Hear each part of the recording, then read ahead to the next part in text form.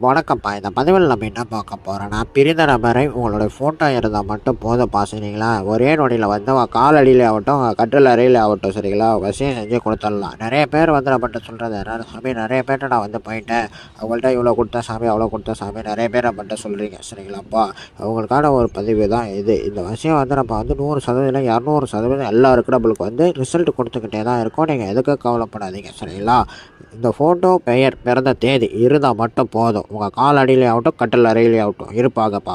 இது 100%ல 200% நடக்கும். நெறைய பேர் மைத்தனம்லாம் நடக்கும். பரிகாரம் பேர்ல வந்து உங்கள வந்து ரொம்ப வந்து இது பண்ணிடுவாங்க. சரிங்களாப்பா?